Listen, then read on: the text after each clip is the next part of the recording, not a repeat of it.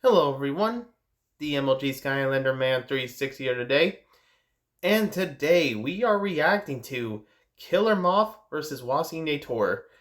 This is interesting to me, and just because of this, Killer Moth is probably by far one of the most obscure DC characters I have ever seen get a Versus episode covered. That's actually kind of interesting to me, as I usually see more of Catwoman or even just Clayface or Bane get more into a versus debate. This one in particular is interesting, and for me personally, this is going to be a little interesting because I always see Killer Moth as a little gag for the DC universe, and that's just saying something for me because I don't know the concept here because I don't actually know the other character. From what I hear, this is more like two comical characters who are villains. I can't remember what else it said, but I know it's two comical villains. I'm pretty much getting at that. Is that? But then again, I do not know. I'm only well aware of Killer Moth. Um, the only thing I remember of Killer Moth when I was young was just like either watching like Teen Titans Go, and God forbid that is not the Killer Moth I remember.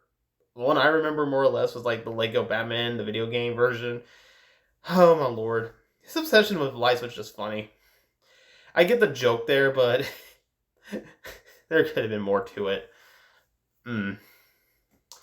But anyway, guys, without any further ado, let's begin the reaction.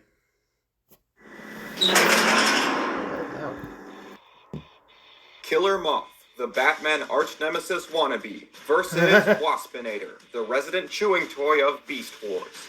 Within every big, powerful villain faction, there's always the goons, the henchmen, the disposable means of diversion and comic relief, not taken seriously by the good guys or their own allies. No matter how many times they try, the entire universe just seems to be against them. Welcome to Danny Boy's Fight Club, the series where yours truly pits two fictional characters against each other in a hypothetical battle to the death. Today's fight will be between two unlucky bug bad guys. Okay. Everyone is gifted at something, whether it be art, music, sports, or some other talent. Or perhaps you have some sort of dream of becoming a hero to the people you love. Well, in the case of Drury Walker, being a criminal was not his strong suit, at all. Drury Walker was a man who felt that the lawbreakers of Gotham City needed a protector, perfectly mirroring what Batman was to the general public. So he got an admittedly pretty cool costume, a name, and even a moth signal, and became the one and only Killer Moth. Conceptually, Killer Moth was the perfect rival to Batman. He was a masked protector of the criminals who had an alternate identity as a wealthy businessman, even having his own Moth mansion. There was one little problem. Oh, no. Walker could not live up to the crime-defending anti-vigilante that he meant to be. Everyone in Gotham just collectively clowned on the guy, even his own allies. Robin didn't take him seriously, Batgirl didn't take him seriously, the Joker didn't take him seriously. Even Batman himself stated that whenever Killer Moth managed to break out of prison, he didn't even bother going after him because he knew the police wouldn't need any help catching him. Every single crime that this man has been involved in committing has resulted in him either getting caught or being betrayed by his own allies due to his incompetence. Oh, remember what I said about Killer Moth having a Moth mansion? Yeah, you're probably wondering how he could have possibly managed to fund that, given how much of a terrible criminal he is. Well, to put it simply, he got a bunch of loans from banks that he couldn't ever repay.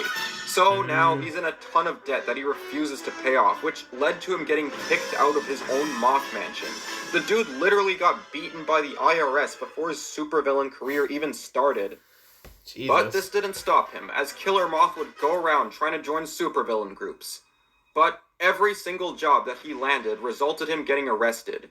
This guy hasn't pulled off one successful mission. Why is this? Does he just have really bad luck? Because his arsenal doesn't even look that bad. Killer Moth comes equipped with a Mothmobile, a pair of moth wings that he uses to glide through the air, and of course, his signature cocoon gun, which shoots a sticky substance that hardens on contact. Gross. Oh, Lord. Despite what the beginning of this analysis might imply, Killer Moth's facade as a joke is only skin deep. He is actually quite strong and has only fallen victim to bad luck over the years. The truth is, Killer Moth is actually a secret powerhouse who has only been holding back his true power this whole time. Take the time he knocked down Commissioner Gordon, who is canonically 220 pounds. Okay. Or the time he kicked the Commissioner's wife. What? And he survived getting punched by Batman. I mean, Batman is a peak human after all. And he has karate skills. And he has stealth skills. Okay, surely he has something. Something that makes him more than just a homeless man with a bug costume.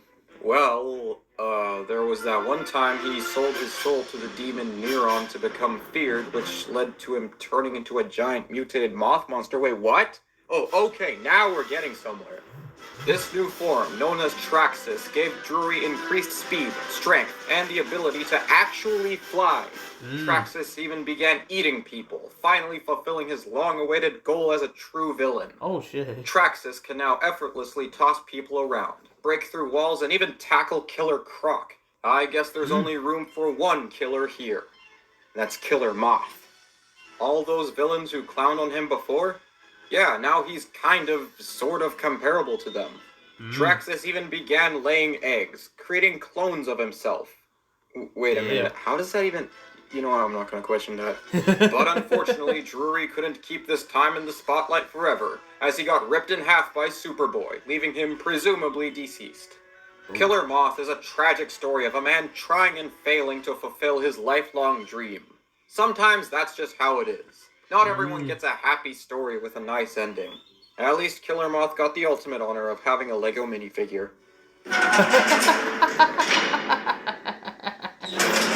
Long ago, in a time before advanced forms of human civilization, there were giant transforming robots. These were the descendants of the Autobots and Decepticons.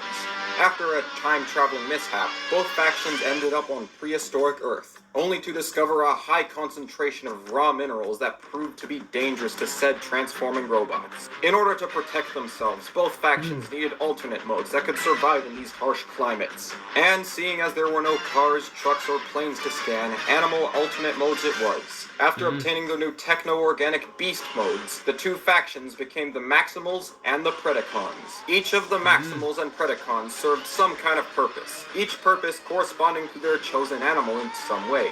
Like Cheetor being the fast, impulsive kid, or Rhinox being the strong, slow, but reliable tank, or Waspinator being a minor inconvenience that can easily be taken out with a shoe. Among the Predacon ranks, Waspinator fits the role of comic relief more than anything else. He's basically just a punching bag for literally everyone. Interestingly enough, the package for the original Waspinator action figure from the 90s describes the character as a hunter, who strikes fear into his victims by making loud buzzing sounds. However, the animated Beast Wars show went for a completely different approach to this character. Every single appearance this guy has in his show resulted in him getting shot, blown up, crushed, and even possessed by Starscream's ghost that one time. Jesus. Not only that, but all the Predacons and Maximals feel the need to clown on the guy for no good reason. Why does the universe hate this guy? Apparently the main reason that Waspinator gets this type of treatment is that the creators of the show just didn't like his slow manner of speaking. So in order to limit his screen time, they just blew him up in every episode. Jesus and while Christ. It's easy to blame all this on bad luck, perhaps one of the more likely reasons as to why Waspinator always ends up in these situations is due to his very underwhelming arsenal. Waspinator comes equipped with a stinger gun, which, as the name would imply, comes from his stinger when he transforms into robot mode. This stinger gun shoots small missiles, and that is it. That is the only weapon this guy has. Somehow, some way, despite all the stuff this guy goes through on a daily basis, he still finds a will to put himself back together and keep working for the Predacons. And that is legitimately the only thing this guy has going for him. And that's that he always, somehow, finds a way to come back, even after being reduced to literally just a head on top of a hand. Jesus. Waspinator's persistence did not change anything, as he would continue his series of unfortunate events, all up until his breaking point where he would straight up leave the Predacons, choosing to stay on prehistoric Earth while the others left and returned to Cybertron. He would proceed to become the revered leader of a tribe of cavemen, until they got tired of him and fired him out of a catapult. I guess some things just never change.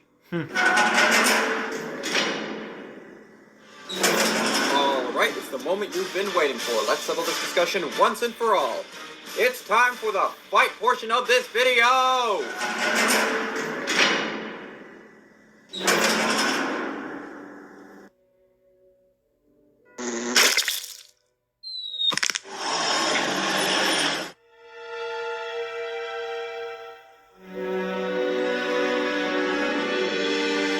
Yes, this is my moment. This is Killer Moth's moment. Finally, an opponent I can defeat! Human hurt Waspinator? Waspinator really that worthless? No! Waspinator is not worthless. Waspinator will crush human. Waspinator is Predacon and will make Commander Megatron proud.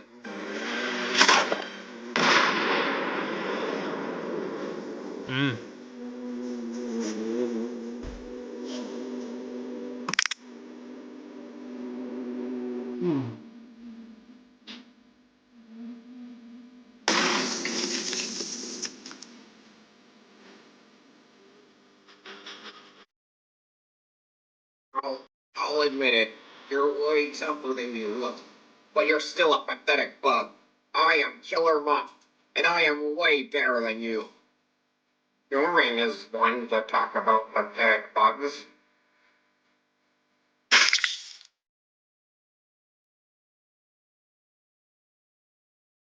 This ends now.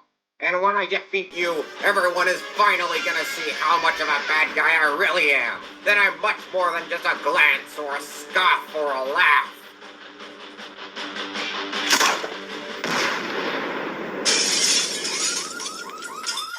Waspinator knows how you feel. Waspinator is sorry.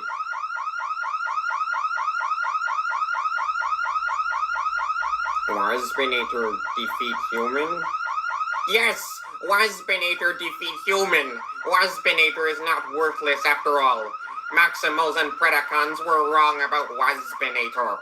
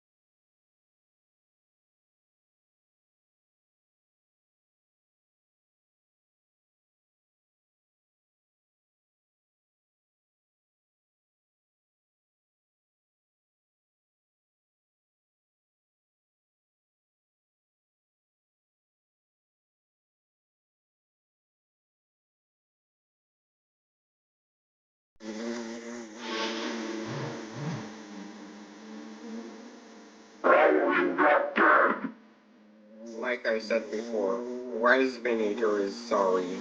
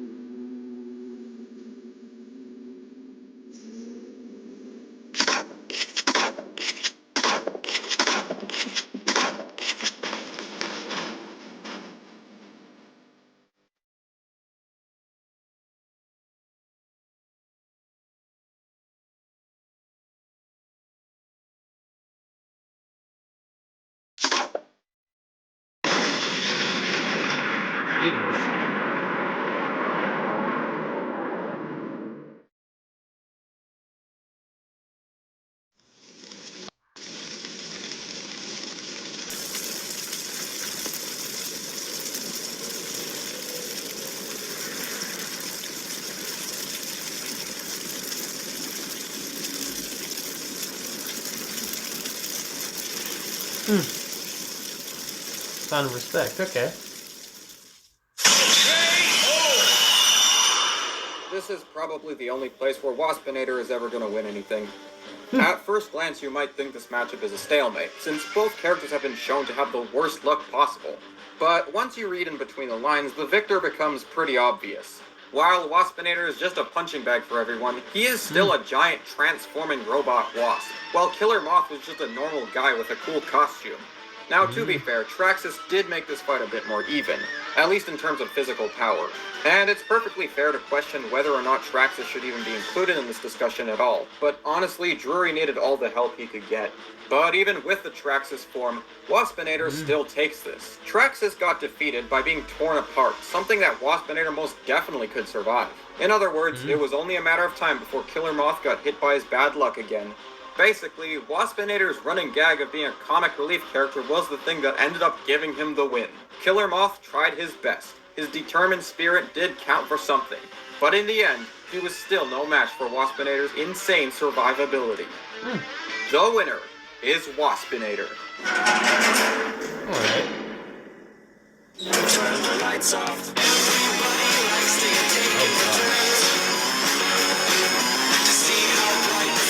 Oh, SCP. Oh no. Oh no.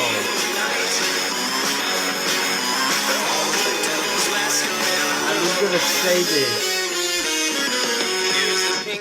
There's the kinky. I don't know what Everybody. this is. I'm gonna turn that down. Oh, it shows. Oh, turn it up. Spooky versus SCP-2006. Okay. So that's a matchup I really can't. I can't comment on Spooky, but I can comment on SCP-206. Truthfully, with 206, the only thing is he tries to scare people. And here's the thing, though.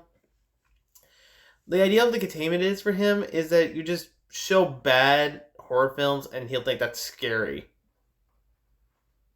and that would scare them. And it's just he's like more of a kind of simple guy, but if he actually got something that is scary, who knows what will happen? I would tell you, probably not good. I don't think you can even really destroy the entity. Now that I think about it, I don't think you can really destroy SCP-2006. I really don't think you can. I don't know how Spooky will go, but anyway, guys, if you enjoyed that reaction, please like, comment, and subscribe, and I will see y'all in the next one. Later.